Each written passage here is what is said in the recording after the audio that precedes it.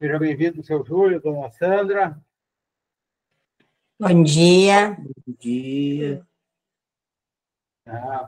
Como é que é o nome do seu sogro, dona Sandra? Adão? Não gravei. Como? Adão? O seu Adão. Grato pela sua presença, seu Adão. Para nós é muito importante que esteja todos aqui. Então tá. Então vamos continuar o nosso estudo aqui, para iniciar o estudo, enfim. Nós temos variedade de médiuns escreventes. Item 191 da segunda parte do livro Espírito, capítulo 16. Poderia ler para nós esse item, o 191, Lucas?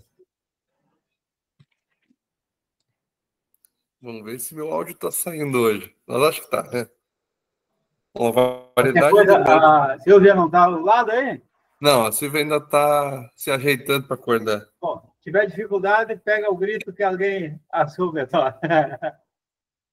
Variedade de estudos de médiuns escreventes. 191. Primeiro. Segundo modo de execução. Médiuns escreventes ou psicógrafos. Os que têm a faculdade de escrever por si mesmo sob a influência dos espíritos. Médiuns escreventes mecânicos. Aqueles cuja mão recebe o impulso involuntário e que nenhuma consciência tem do que escreve. Muito raros. Item 179. Médiuns semimecânicos. Aqueles cuja mão se move involuntariamente, mas que têm instantaneamente consciência das palavras ou das frases, à medida que escreve. São os mais comuns. Item 181. Médiuns intuitivos. Aqueles com que os espíritos se comunicam pelo pensamento e cuja mão é conduzida voluntariamente. Difere dos médiuns inspirados, que não precisam escrever, ao passo que o médium intuitivo escreve o pensamento que lhe é sugerido instantaneamente sobre um assunto determinado e provocado. Item 180. São muito comuns, mas também muito sujeitos a erro, por não poderem, muitas vezes, discernir o que provém do espírito e o que deles provém do que eles próprios emanam. Médiuns polígrafos. Aqueles cuja escrita muda com o espírito que se comunica, ou aptos a reproduzir a escrita que o espírito tinha em vida. O primeiro caso é muito vulgar. O segundo é da identidade da escrita. É mais raro. Item 219. Médiuns poliglotas. Os que têm a faculdade de falar ou escrever em línguas que lhes são desconhecidas. Muito raros. Médiuns letrados. Os que escrevem como médiuns, sem saberem ler nem escrever no estado ordinário. Mais raros do que os precedentes. Que a maior dificuldade material a vencer. A maior dificuldade material a vencer. Bom, então nós vemos os médiuns escreventes, os psicógrafos, né? Segundo o modo de execução. Então, aqui nós vimos só o segundo modo de execução. Então, já abrimos aí para alguma observação importante, algum questionamento. Então, nessa parte que foi lida aqui, esse item, o que nós temos aí? Seria importante a gente fixar um pouco aqui o nosso estudo.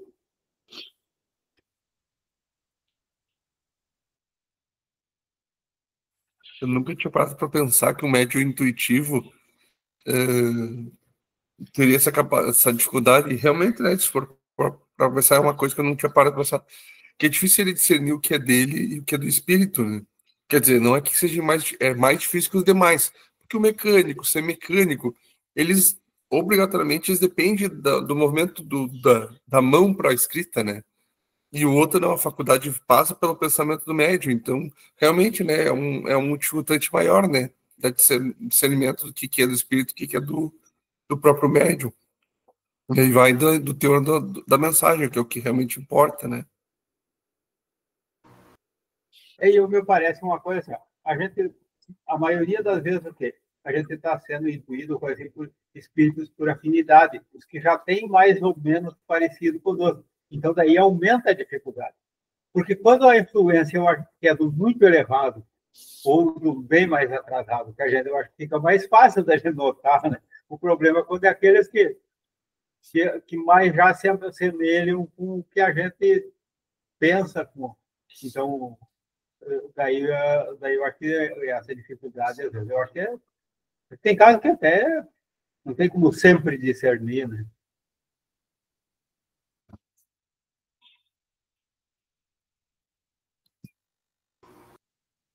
Silane, seu Júlio, dona Sandra, Saloni, alguma. O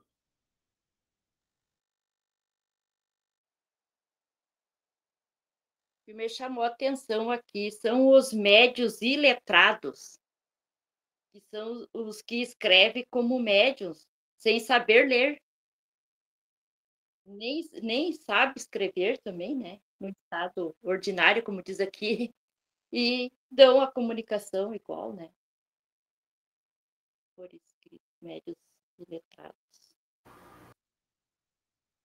Aqui diz que eles são muito raros, que diz assim, só que tem, né? Acontece, os analfabetos, mas que, pelo menos nessa encarnação, mas que mediunicamente escrevem.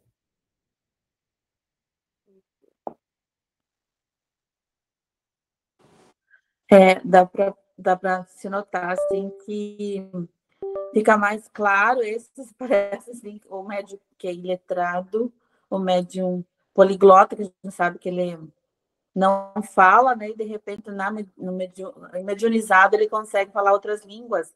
Daí a gente pode perceber, sem dúvida, que é uma comunicação verdadeira, né? Não tem nada de como é que a gente fala, que é dele, né? Misturado. Vocês estão... Isso, animismo. E assim, é interessante assim, que às vezes um espírito que vai se comunicar e ele é mudo, mas a gente consegue transmitir o pensamento dele, né? Por mais que ele não fale.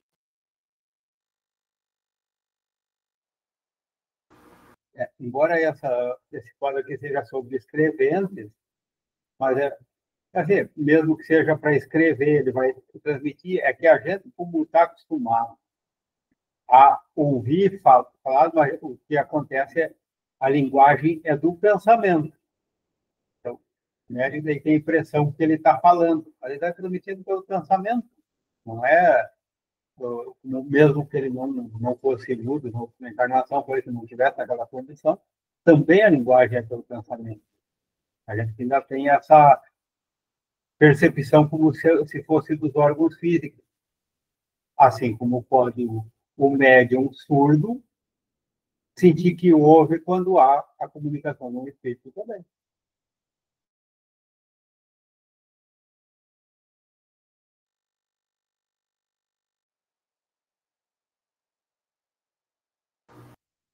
Pode ir falando, quem tiver alguma coisa, não precisa levantar a mão, pode sair falando. O Bispo vai falar, depois eu falo. Ele levantou a mão, depois eu falo. Bom, nós estamos tratando aqui dos médiuns que escrevem, então independe se o espírito comunicante animou uma entidade, um encarnado surdo, mudo, qualquer coisa. Mas vamos por parte aqui, ó.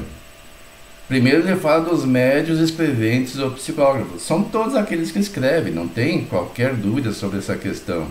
Escrevem por si mesmos sob a influência dos espíritos. Porque escrever, qualquer pessoa que aprendeu faz, né? Mas é sobre a influência dos espíritos? Não. Aí está o discernimento. Tem gente que escreve obras e diz que é psicografada, mas será que é? Será que teve a influência de um espírito? Aí vai dar análise. E aí ele começa, um por um. Mecânico, médio escrevente mecânico. Aquele que não tem consciência do que escreve. A mão dele é impulsionada, não é voluntário, ele não tem consciência. É como se alguém pegasse, e de fato, é o espírito, ele não pega, mas ele utiliza os recursos que possui, né, para impulsionar a mão do médium. Mesmo que ele nem esteja pensando no assunto, a mão vai lá e escreve. Depois ele vai tomar consciência do que é escrito. Há relatos de médiuns que têm essa faculdade, que escrevem obras completas e depois vão lê-las para saber o que foi escrito. Isso é uma prova contundente que não se trata do animismo recém-comentado aqui. Depois tem o semimecânico. Qual é a diferença? O semimecânico, a mão também se movimenta involuntariamente. Ele não pensa antes de escrever, mas ele tem um entendimento simultâneo, ou seja, não precede a escrita. Quando eu vou escrever uma frase, por exemplo, a casa é bonita, eu penso antes. Nesse caso, não, ele está escrevendo e está surgindo a ideia. Ele não tem a intenção de escrever, mas ele tem consciência à medida que escreve. É como alguém, por exemplo, que numa concentração profunda acompanha alguém que ora. Isso é um exercício muito interessante, porque quando alguém está orando, vamos orar, acompanhe em pensamento. Como é que as pessoas geralmente acompanhamos? Nós fazemos as nossas próprias preces, e isso é possível, né? Diferente daquele que ora.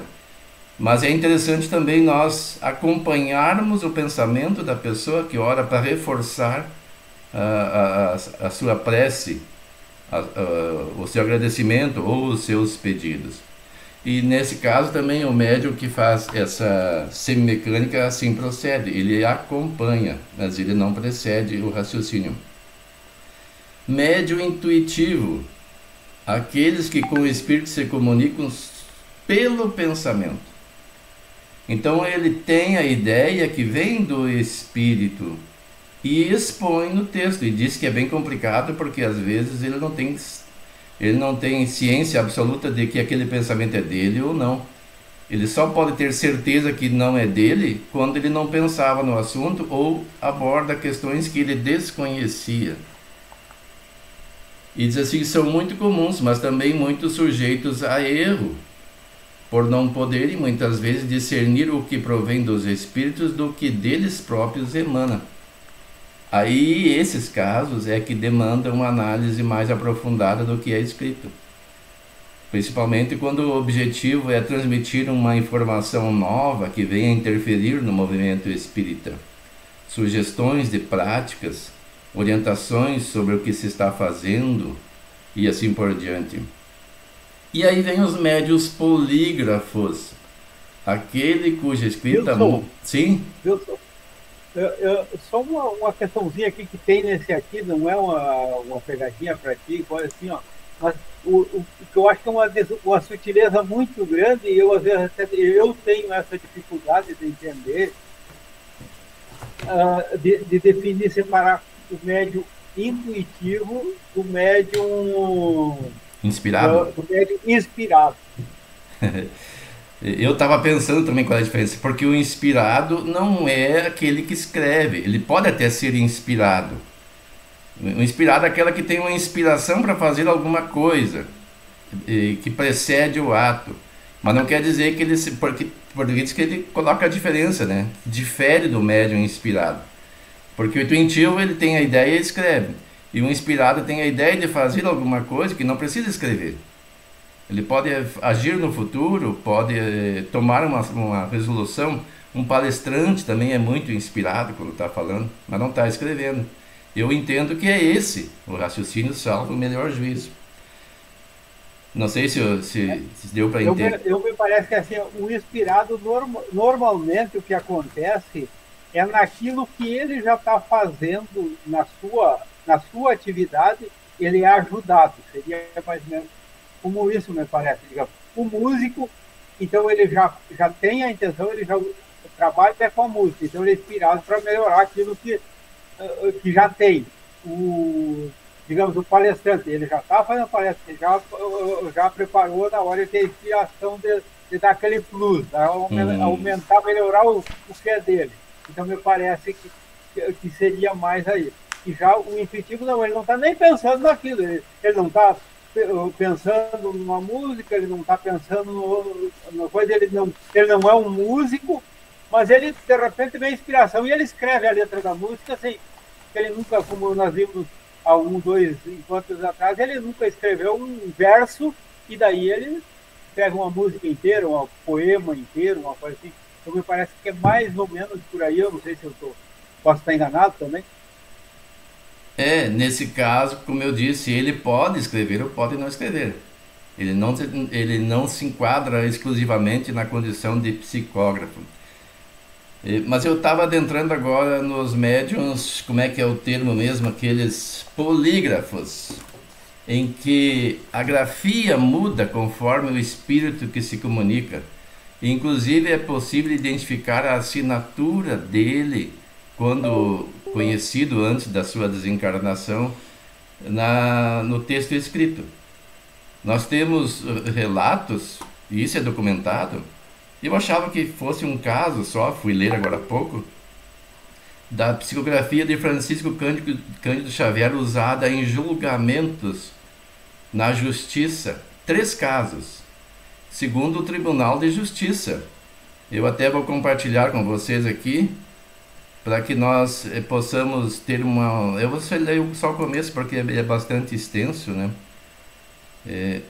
Você não tem permissão para compartilhar. Esse aqui, eu não sei por que não me deram permissão para compartilhar, então não vou conseguir compartilhar com vocês.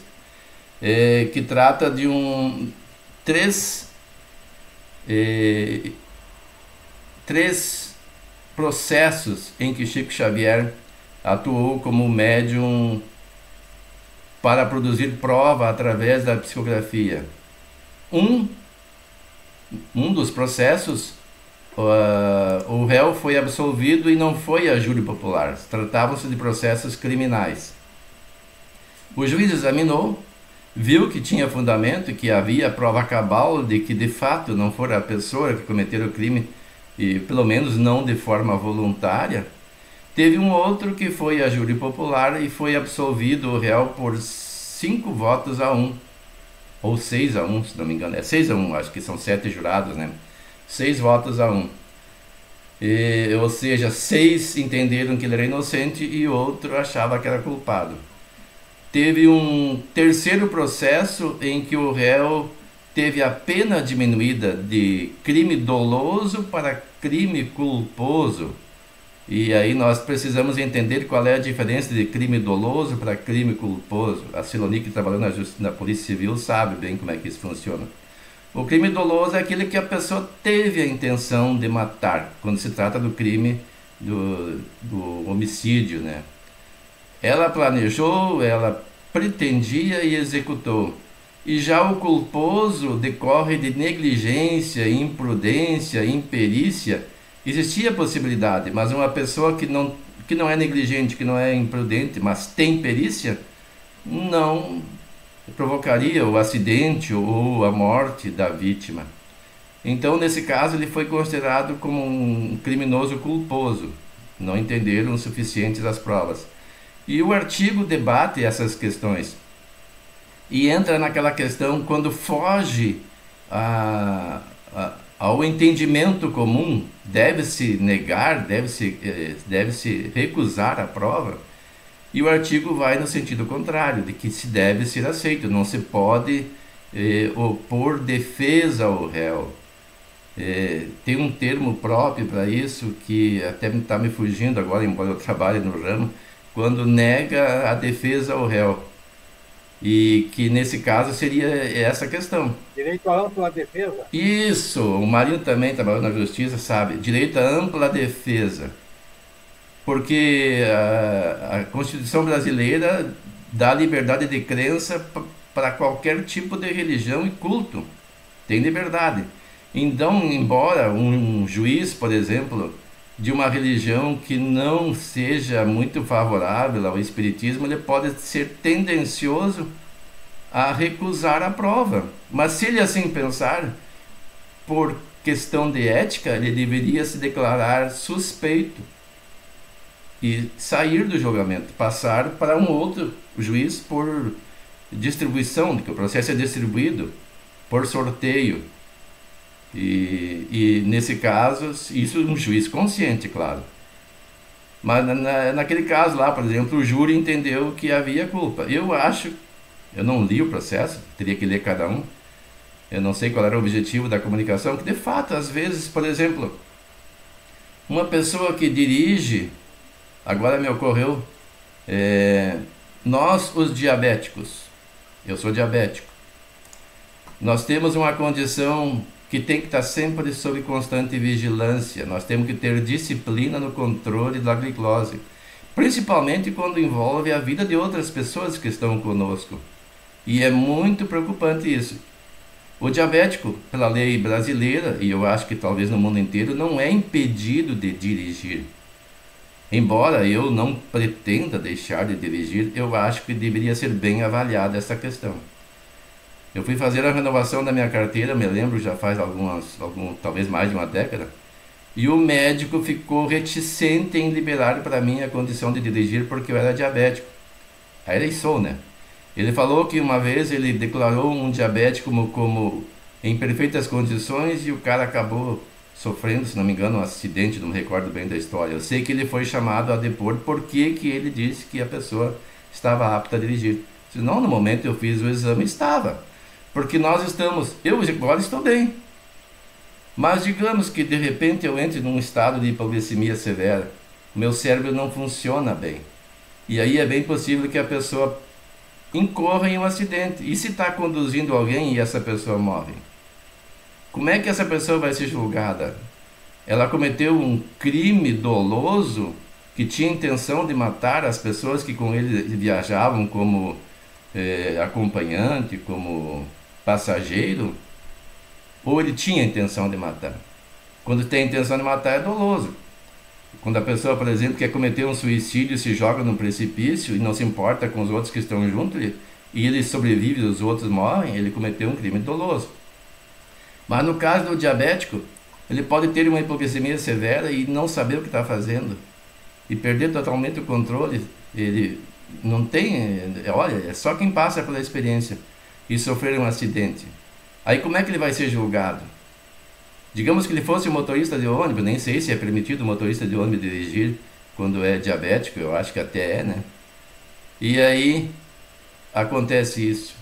O crime seria julgado como culposo. Existe uma pena, mas ela é diminuída.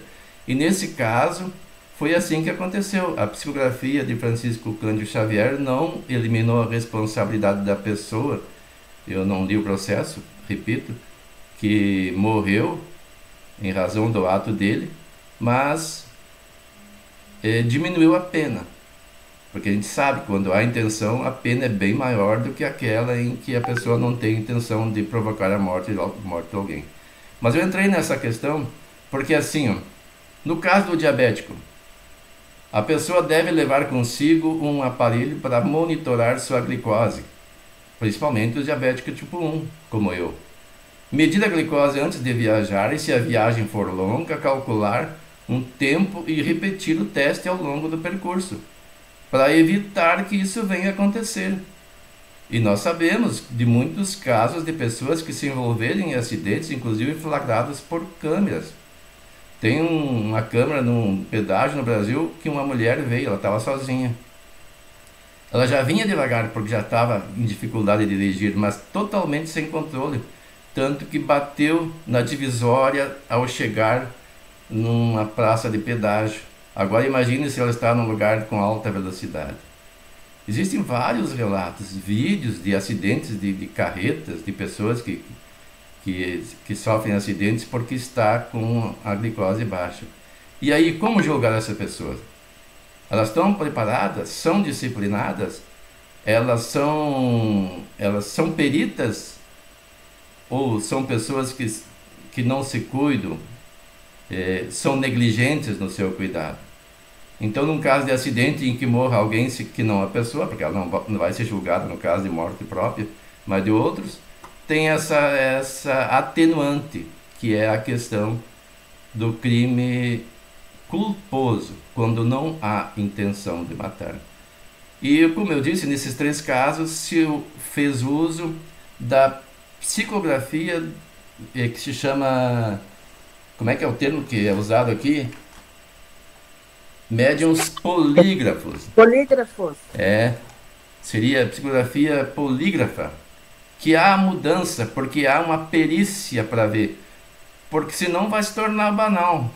Se isso for aceito mais frequentemente, não se tem registro, pelo menos que eu saiba de outros casos, porque existiu muita polêmica em razão desses já, mas Chico Xavier era conceituado, respeitado. E não foi assim por questão de fé ou de pressão popular que foram aceitas essas provas. Elas foram submetidas à perícia. O perito analisou a grafia da pessoa que falecera antes, quando estava encarnada, com aquela da mensagem agora recebida por Francisco Cândido Xavier, e provou, segundo os critérios da perícia, que se tratava da mesma pessoa escrevendo. Embora para as pessoas que não são espíritas isso parece ser absurdo. Como é que pode um médium escrever e depois dizer que é a mesma pessoa que escreveu que era um médium? Porque o espírito fez uso da mão do médium. Não foi o médium que escreveu, o seu corpo foi intermediário. É uma faculdade inerente ao organismo que o médium nesse momento domina na sua encarnação. Eu vou parar por aqui para não me estender muito. Deixa eu ver o que mais que... eu acho que eu já peguei todos. Os médiuns iletrados que foi comentado aqui. Ao tempo de Kardec, eu já falei isso no outro encontro nosso, era bem mais comum. Hoje é quase impossível, pelo menos no Brasil, que alguém não saiba escrever. Sabemos que tem alguns ainda analfabetos, mas não é muito comum. E que um analfabeto venha adentrar o movimento espírita e adentrar um grupo mediúnico. Primeiro porque uma casa espírita federada não admite que alguém adentre um grupo mediúnico sem passar pelos estudos antes.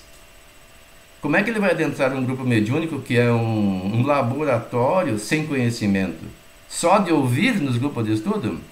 Ele vai ter que aprender o mínimo, que é a leitura, para ler as obras, para poder participar e entender como proceder dentro de um grupo mediúnico. Mas não quer dizer que tenha médium que não participe de grupos mediúnicos, que faça isso por conta própria. Tem vários. Tem pessoas que inclusive pretendem formar médiuns, que dizem que o movimento espírita não permite porque é muito demorado, tem pressa, e aí essas pessoas se arvoram de preparadores de médium e os recebem e os liberam para exercer essa prática. Claro que não numa casa federada, mas também há essa possibilidade. A pessoa não sabe escrever e o espírito usa o seu braço como alguém usa uma caneta, um lápis para escrever. Mas como nós já aprendemos, eles procuram os instrumentos mais maleáveis, mais fáceis de serem utilizados.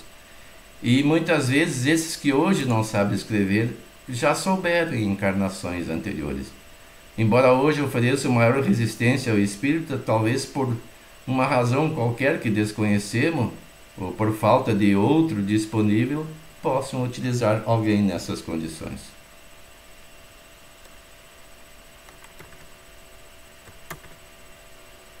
Celone, se você queria ter falado ali, pode agora. Não, mas eu acho que já foi comentado, nem me lembro mais, mas era sobre os letrados que a Silane tinha falado, eu acho, antes, né? Mas é isso aí que o Wilson comentou, agora ele completou. Mas é como ele falou ali dos polígrafos, existe um teste na polícia que confere, é um teste de perícia, né? Que confere para ver a letra, se é realmente de alguma pessoa ou de outra. Com certeza, se foi... Isso é usada, uma técnica de perícia, e daí ela vem aqui a confirmar, né, os médios polígrafos, nesse caso. É a perícia grafodocumentoscópica.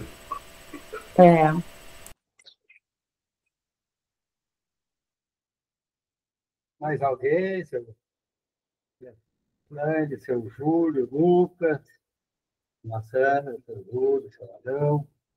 Qualquer dúvida, ou algum ponto importante, podem manifestar. Lucas, E daí, sobre o médium inspirado e médium intuitivo, tu acha do assunto? Não, na verdade, o texto ele é bem claro, né? Aqui são os dois primeiros que a gente leu, né? Não, o mecânico e o mecânico, desculpa. Mas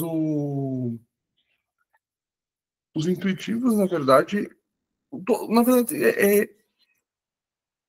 a, a definição da mediunidade de inspiração, ela faculta, independente da escrita, né? O médium inspirado, ele pode estar sendo inspirado corriqueiramente, até muito mais comum do que a gente imagina, né? Mas não tem muito o que acrescentar, na verdade, Marina. O que eu gostaria de ver, a gente lê, passa a pergunta que é imensa, grande, não sei nem se vai dar tempo, mas é uma continuação exatamente dessa primeira pergunta da 191, né? Pois é, o tempo que eu estou olhando ali também, daí para começar uma nova, não vai dar tempo de nós, porque hoje termina 9h30, nós temos 20 minutos só. Mas eu acho que se ler rápido, vai. É. Aí continua na outra semana. Vamos fazer o seguinte, eu acho que vamos ler o próximo, mas vamos pegar os itens por item, e daí a gente marca onde parou, porque se ler todos, daí quando chegar no comentário, não é sabido ali. Então, desse aqui, o Wilson tinha ficado alguma coisa ainda que ele falou que ia deixar? Não, é para o futuro, para as próximas, para o prosseguimento. Não, então tá. Então, vamos pedir agora para Dona Sandra, pode fazer a leitura agora do 192, daí pega o primeiro item, depois, e daí a gente comenta, depois o segundo por parágrafo ali. Pode ser? Pode.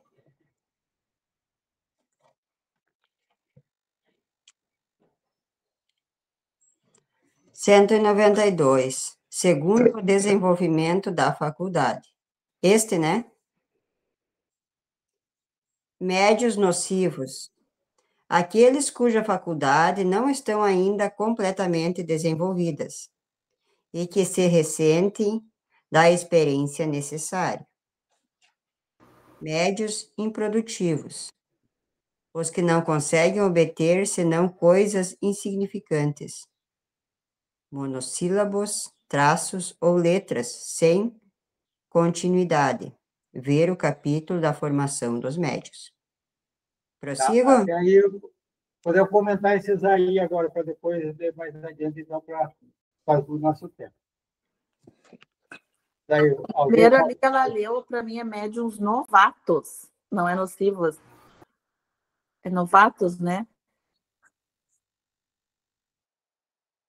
No meu livro, no meu livro é os médiuns novos e o noviços, segundo é os desculpa. Noviços. É o zoinho mesmo com os óculos, ainda leu errado. Desculpa. Faz parte. Obrigado pela correção. Alguém tem uma observação aqui? Os médiuns noviços, que já participa de grupo, já passou por essa etapa aqui, o Tanel. Os outros ainda tem algum, talvez, pretendendo ser um médium noviço aí. Vamos lá, então, que entenderam que os noviços e improdutivos. Silvio, entrou aí, vamos... Coisa aqui que é interessante. No primeira pergunta, a gente viu a classificação dos tipos, né? Entre os vários tipos de mediunidade de escreventes. Aqui nós estamos vendo o grau de proficiência, né? O grau de capacidade desse médium de exercer. Então, esse novato não é necessariamente só novato na mediunidade, mas sim novato na mediunidade de escrita. Assim como esse, o segundo médium produtivo, é aquele que ainda está necessitando exercício, ele começa a esboçar as primeiras palavras, as primeiras letras, sem continuidade, sem treinando a mão. Ele exatamente está num processo de treinamento de aperfeiçoamento, né? E aí ele está falando exatamente, isso aí ele está falando dos graus de perícia na mediunidade de escrita, né? Continuidade da pergunta anterior, né? é quanto ao desenvolvimento da escrita. Vamos comparar conosco. Quando a gente chegou para começar a estudar, a gente começou letrinha por letrinha, sílaba por sílaba, com a dificuldade, então, e vai desenvolvendo com o tempo. O médium escrevente ele também desenvolve a escrita mediúnica, também dá para fazer uma certa comparação com o aluno que começa lá vamos dizer, do primário, começa lá do pré, não sei o quê, começa a treinar a habilidade da mão e da escrita e vai indo aos pouquinhos, vai desenvolvendo.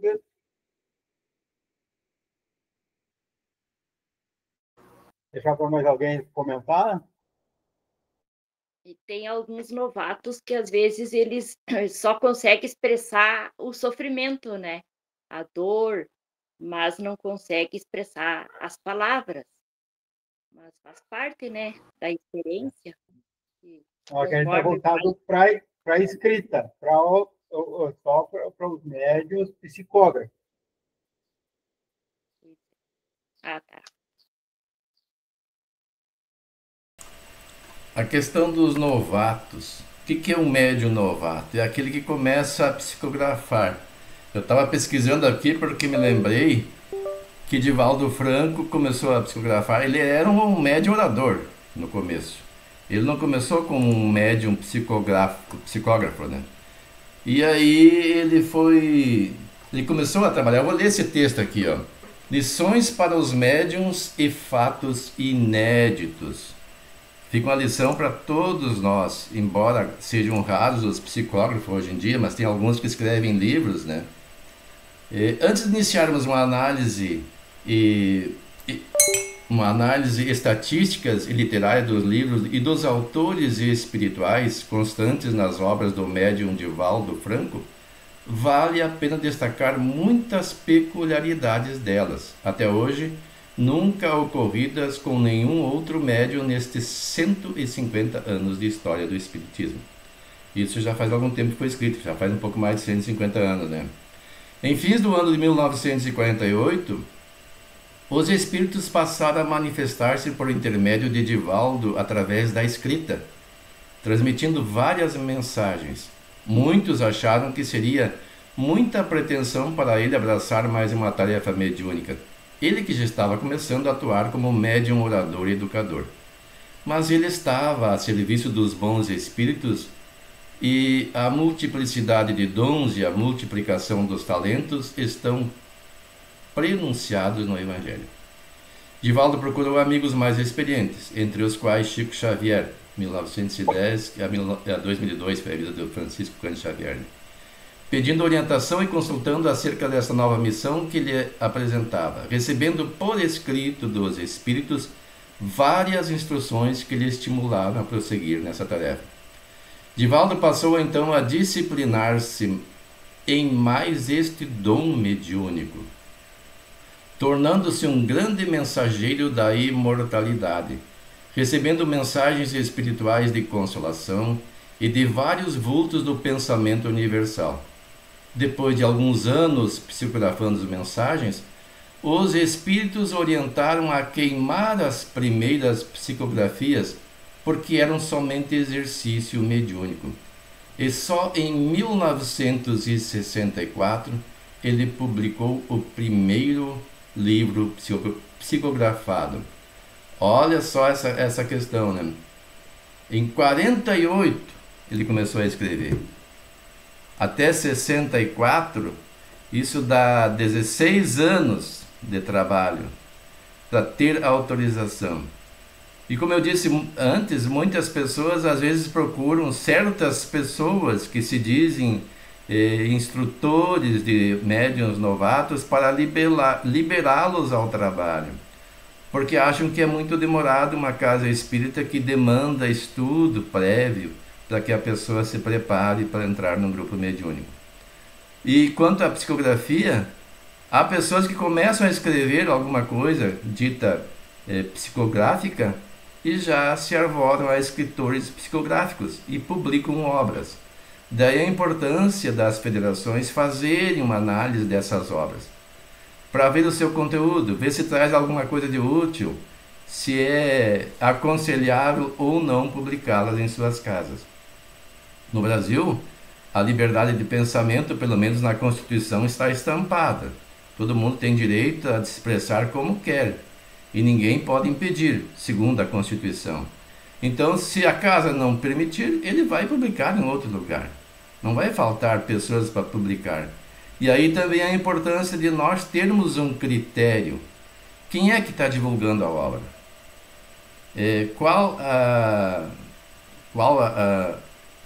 Como é que se chama a empresa que publica a obra? Me fugiu o termo agora. A editora. Qual a editora? Qual é a editora? Essa editora tem o aval de uma federação séria? Essa federação faz análise, tem uma equipe que faz? Se tem, é mais confiável, mas mesmo assim é preciso critério. Às vezes a gente vê passar, mesmo com essa análise, alguma coisa que é melhor recusar. Nós vamos ver isso adiante, quando a mensagem de Erasto, né? Mas o fato é que as pessoas que adentram o grupo mediúnico não devem se sentir ofendidas se as primeiras psicografias forem sugeridas a não serem expostas ao público, mas apenas para análise interna do grupo, até que ela adquira uma flexibilidade, entre aspas, né? Um instrumento mais bem preparado para ser utilizado pelos espíritos e trazer uma exposição melhor, de acordo com o pensamento daquele que está escrevendo, que é o espírito. Porque nós estamos estudando aqui que mesmo a mecânica não é totalmente livre da influência do médium, da alma do médium. Então, ele tem que ser bastante maleável, porque entre meio aquilo que se escreve, existem coisas do médium, porque é utilizado o seu cabedal de conhecimento para expor a ideia do espírito. E muitas vezes a pessoa recebe uma ideia e inconscientemente ele a modifica, colocando um outro texto, colocando uma vírgula ou qualquer ponto de exclamação ou interrogação ou ponto final onde é indevido e a frase não é exatamente aquela que deveria ser. Nós vemos isso em exercício de brincadeira, se escreve uma frase sem pontuação nenhuma, só com ponto final, e conforme a colocação da vírgula muda totalmente o texto.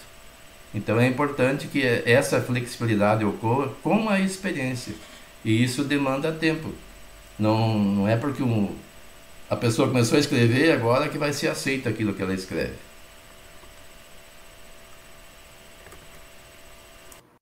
Mais alguma observação?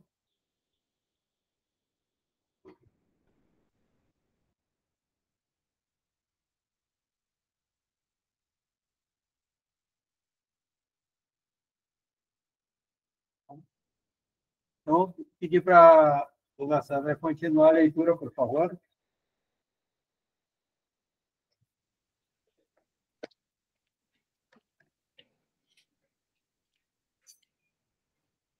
Médios feito ou formado. Esses são aqueles cujas faculdades medianímicas, tá certo?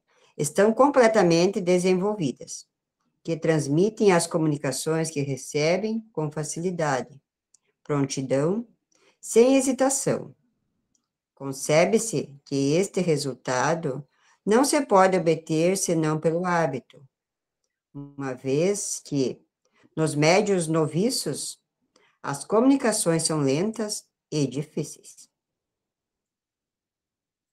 Lê o outro, para aí. Médios lacônicos. Aqueles cujas comunicações, embora fáceis, são bem breves e sem desenvolvimentos. Médios explícitos. As comunicações se obtêm, têm toda a amplitude e toda a extensão que se pode esperar de um escritor consumado. Aí leu, acho que é um comentário para baixo. Assim. Só esse comentário daí, depois daí vamos comentar aqui, que daí eu acabei esquecendo. Esta aptidão se prende à expansão e à facilidade de combinação, de fluidos, os espíritos os procuram para tratarem de assuntos que comprometem grandes desenvolvimentos. Então, aqui nós saímos dos noviços para entrar nos médios que já têm mais tipos improdutivos, que é os formados, os lacônicos e os explícitos. Então, já é médio, já com um certo desenvolvimento. Ó, o presidente já chegou, pessoal. Olha aí, Como é que estão? Tudo bom? tá? Seja bem-vindo. Estamos aí esperando mate, cafezinho, bolachinha. Tá? Bom, Pode esperar, que agora nós estamos alimentando o espírito. Daqui a pouco, então, nós vamos ir alimentar o físico. até pro Wilson tem, sem açúcar. Olha, Tá bom, gente? Tem nada. Um abraço. E dizer pro Luiz que tem para nós, então. Aham, é. Então, olha, nós temos 5 minutos. Vamos dar para ouvir os 5 minutos, que para ele já é pouco.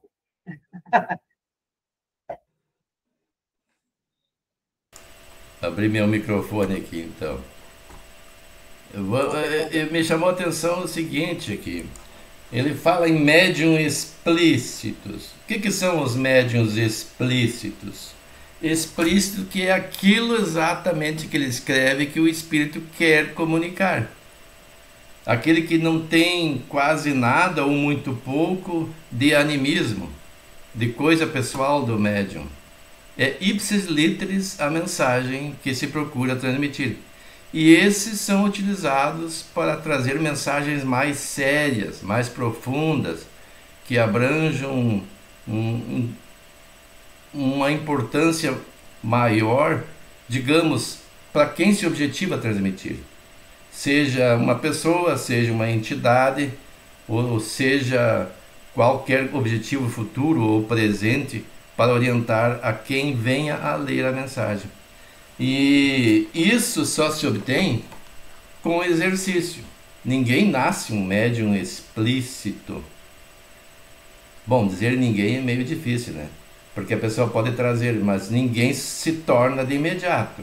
Porque se hoje ele, por exemplo, nas primeiras comunicações já pode dizer que é um médium explícito, não sei se existe o caso. Acabei de mencionar o caso do Divaldo, que levou mais de uma década, 16 anos, né, para poder ser liberado para publicar a primeira obra, e hoje podemos dizer que ele pode ser entendido como um médium explícito. Pode ser, também não sabemos com certeza, mas basta analisar as obras de Joana de Ângeles, por exemplo, que aborda questões de filosofia, de psicologia, que muitas vezes quem se aventurar a ler, e recomendo que todos leiamos, precisamos de um dicionário, ou então, que é o melhor mesmo, é procurar um trecho. Não entendeu a palavra? Vai no Google e vê o que significa. O que Joana quer dizer? Porque nós temos o hábito da pressa, nós lemos os textos e entendemos superficialmente e vamos adiante. Às vezes não entendemos de fato o que está escrito. E nesses casos dos médiuns explícitos, é exatamente o que o espírito quer transmitir. Há pessoas que questionam, mas por que usar esse tipo de linguajar? É a linguagem formal, a linguagem vernacular, aquela que expressa exatamente o que o espírito quer expressar. Claro que a língua é flexível, que vai mudando, mas não existe prejuízo para quem de fato queira aprender. É difícil. Eu me lembro quando eu comecei a estudar Espiritismo, naquele tempo não tinha internet, e eu comprei um dicionário para poder entender muitas coisas que ali estão escritas. E esse é o ideal, não ficar na superfície, principalmente quando se trata desse tipo de psicografia. Mas esses médios não são muito comuns. A maioria são aqueles outros que já mencionamos ali, que lemos, aliás, e que ainda vão ser estudados. Vamos ver o que mais que foi falado. Médiuns lacônicos. Aqueles cujas comunicações, embora recebidas com facilidade, são breves e sem desenvolvimento. Existem dois tipos que se opõem, né? Os médiums lacônicos e os prolixos. É bem difícil de saber qual que é mais adequado. Que o prolixo fala muito, eu acho que eu sou bastante prolixo também, e diz pouco. E já o lacônico diz quase nada. Ele aborda a questão e não aprofunda. E às vezes é interessante aprofundar. E a Joana de Ângeles não, ela aprofunda a questão. Ela expõe, claro que eu acabei de dizer que a linguagem às vezes é difícil, mas se a pessoa exercer um mínimo de esforço, vai entender. E são muito úteis esses médiuns explícitos, volto a dizer, aquele que expõe o fato, que não o maquia, que não coloca entremeado ao que escreve ideias suas e que procura, às vezes, até contra o seu pensamento. E nós estudamos há pouco, quando se tratava de algum tipo de mediunidade, que Kardec entendia que se tratava de intelectuais, que é da escrita direta, né? E os espíritos disseram que não. E ele, mesmo contra a sua vontade, teve que aceitar que se tratava de um fenômeno de efeito físico, pura e simplesmente, e não intelectual, porque não se utilizava, lembram disso? Do conhecimento do médium, ou do intelecto do médium, mas unicamente da faculdade de efeitos físicos, que é a escrita direta num papel sem uso de lápis, caneta ou qualquer outra coisa ou tinta, surge ali do nada. E isso era contrário ao que pensava Allan Kardec e os que estavam estudando aquele material. Então, isso é um tipo de interferência explícita do espírito. Bom, chegamos ao nosso horário. Então, hoje, como a gente tem o objetivo eu estou em casa, o Wilson também, a gente já tem que ir para a reunião da diretoria lá, vamos ter que... Então, vamos passar do horário para que a reunião lá já está começando agora também. Bom, então, hoje eu vou pedir para para o Lucas fazer a prece de encerramento de agradecimento por esse nosso encontro. Claro, fazemos sim. Vamos lá.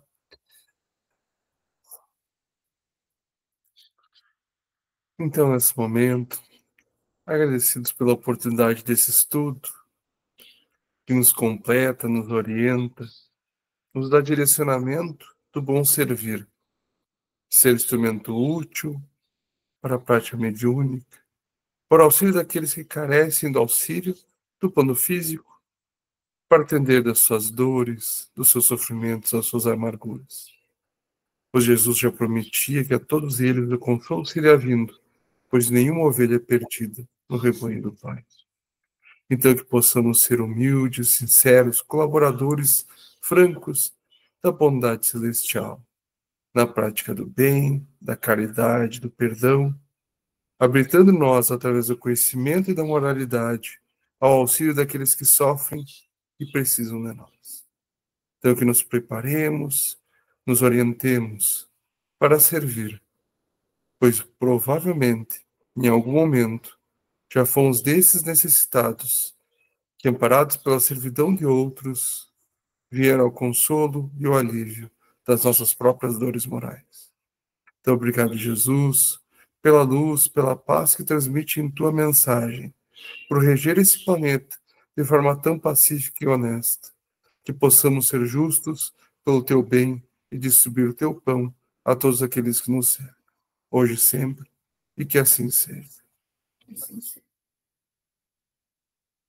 Bom, obrigado pela presença de todos, uma boa semana e até domingo que vem no horário normal, das 9 às 10.